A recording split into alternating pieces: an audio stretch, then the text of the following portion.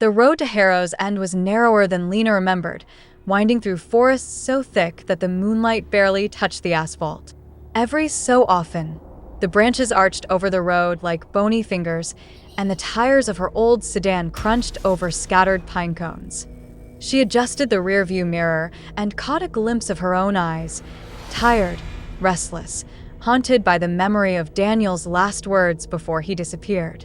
6 months had passed since he went into Holloway Manor, chasing a story that had obsessed him for years. Locals had warned him, of course.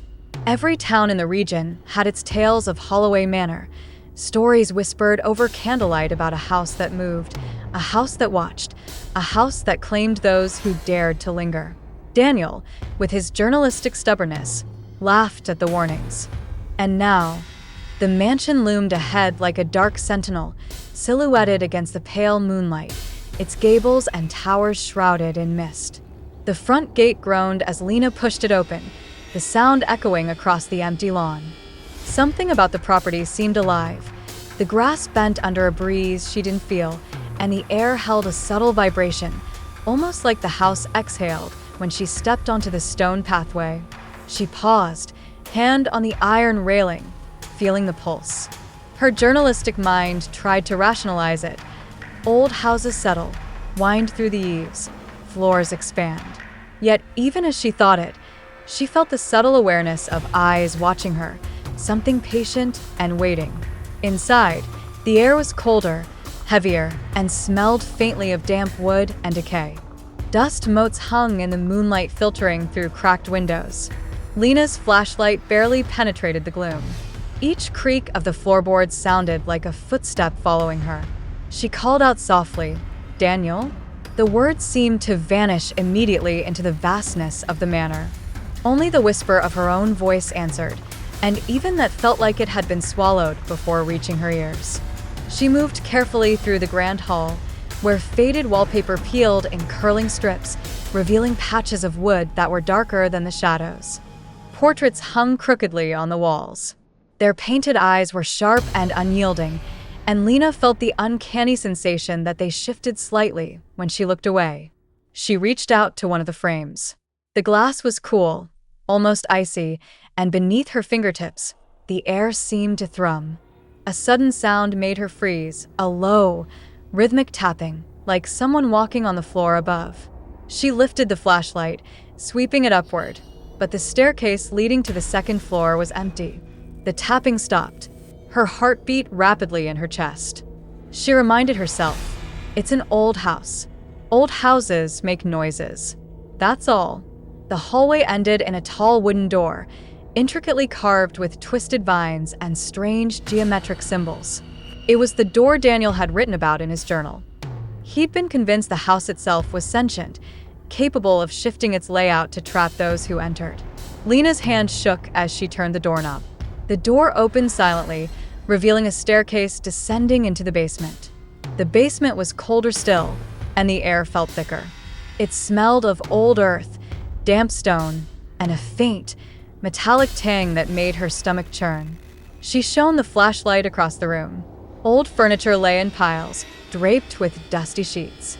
The beam fell upon a large mirror, standing alone in the center of the room, covered by a white sheet. Lena's breath caught. She pulled the sheet down. Her reflection stared back at her, but it wasn't quite her. The eyes were too dark, too wide. The lips curled into a smile that Lena hadn't formed. Then it raised a finger to its own lips, a silent warning. A chill ran through her body. She stepped back. The reflection mimicked every movement, but its grin remained, widening ever so slightly. From somewhere deep within the house came a whisper. Her name, Lena. It was soft, almost intimate, and yet threaded with malice. She whirled around, flashlight sweeping the room, but found nothing. The sound came again, this time from behind the mirror. Trembling, she reached for the frame, pressing her ear to the cold glass. "Daniel," she called, barely a whisper. The glass shimmered faintly, like water disturbed by a breeze.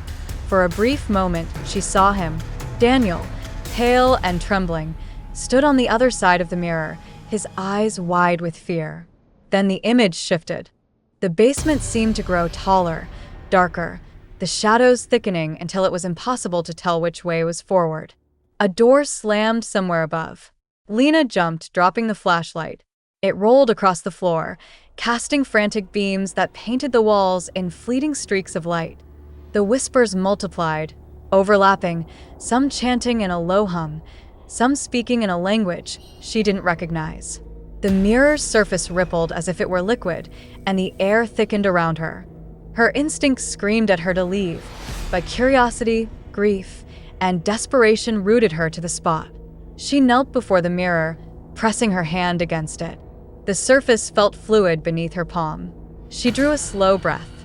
Then, the reflection moved independently. The figure of Daniel reached through, breaking the plane of the glass. Lena recoiled. The room seemed to shiver. A soft, sinister voice whispered from the mirror, "You shouldn't have come back, Lena." The lights flickered, then went out entirely. Darkness enveloped her. The whispers swelled into an unintelligible roar, and a cold presence brushed past her face, like 100 tiny hands. Lena stumbled backward, hands outstretched, the beam of the flashlight barely illuminating the room. She tried to scream, but the sound caught in her throat. And then, in that suffocating darkness, a single phrase cut through the chaos, clear and deliberate. "Step inside." The beam of light settled on the mirror again. The surface rippled as if inviting her. Her name echoed in the house again, and the figure of Daniel, or something like him, leaned forward, reaching out, eyes dark, hollow, and pleading. Lena's heart pounded. She knew, somehow, that stepping through the mirror might be the only way to find him, or to vanish forever. She hesitated, breath fogging in the cold air. The house seemed to pulse, the walls breathing along with her racing heartbeat. The whispering intensified, wrapping around her mind, tugging at memories she didn't even remember sharing. And as she stood on the edge of the unknown, she realized she wasn't just facing the house anymore. She was facing its will. With a trembling hand, Lena reached toward the mirror, fingers brushing the liquid-like surface. And then, the room went utterly silent. No whispers, no hum, only the soft, deliberate creak of floorboards. She turned slowly. Behind her, in the darkness, a figure stood, tall, impossibly thin, its face half obscured by shadows, eyes glinting like obsidian in the faint flashlight beam. It didn't move, didn't breathe, yet Lena felt its presence pressing into her chest. A voice, layered and otherworldly, whispered behind her ear. "Welcome home, Lena." The basement door slammed shut. Everything went black. Lena is frozen, trapped between the pulsing, breathing house and the mysterious shadowed figure.